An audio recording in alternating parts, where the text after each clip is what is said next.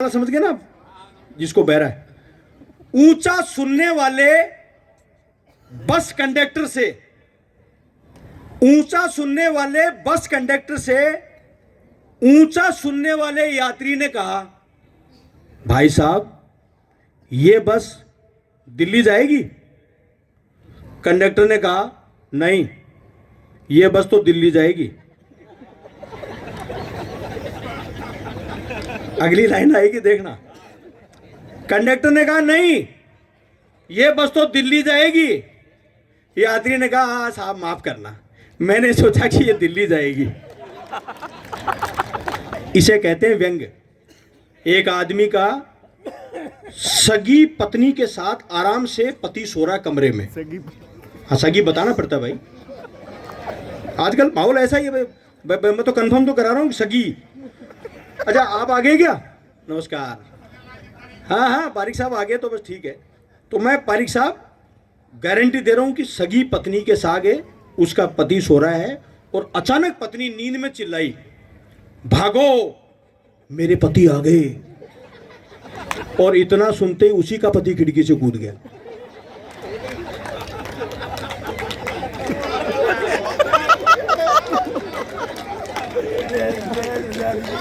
भाई अच्छा लग रहा तो ताली बजाओ, सब जोर से बजाओ यार, खुल के बजाओ ताली।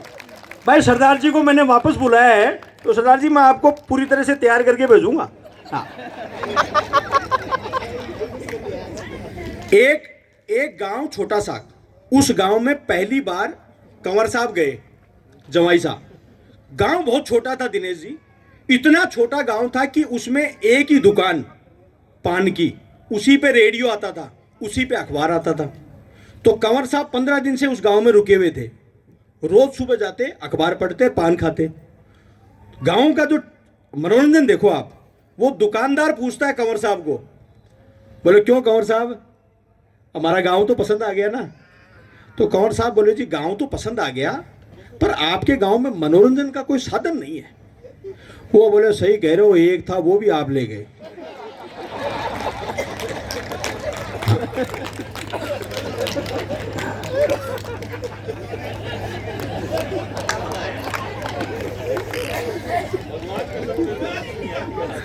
सुरेश अलबेला मेरे प्रिय भाई हैं, लाफ्टर चैंपियन हैं। इनको पता है कि मैं कवि सम्मेलनों में जो चीज लाता हूं मैं नई लेके आता हूं, उसके बाद उसको सब काम में लेते रहते हैं। मैं नई नई चीजें सुनाऊंगा आज, मेरी गारंटी है। अब एक चीज और सुनो, शेखावाटी का एक नमूना आगे, आकाश नौरंगी जी फिर सुनो। सुनाओ। हमारे गांव में एक व्यक्ति है नत्थू। अच्छा, वो 8 बजे बाद में गांव का ठाकर है। हाँ नहीं मैं इसलिए बता रहा हूँ, उससे एक दिन पूछ लिया किसी ने, बोले यार आपका गांव राजपूतों का है, ठाकरों का है? बोले हाँ।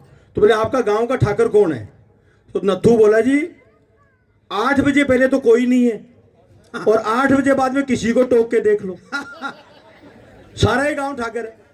तो नत्थू ने एक दिन शाम को पी रखी, पिया हुआ वो घर गया ओम जी, और घर जाते उसने पत्नी से कहा, 1 मिनट रोको इसको, 2 मिनट बैठो।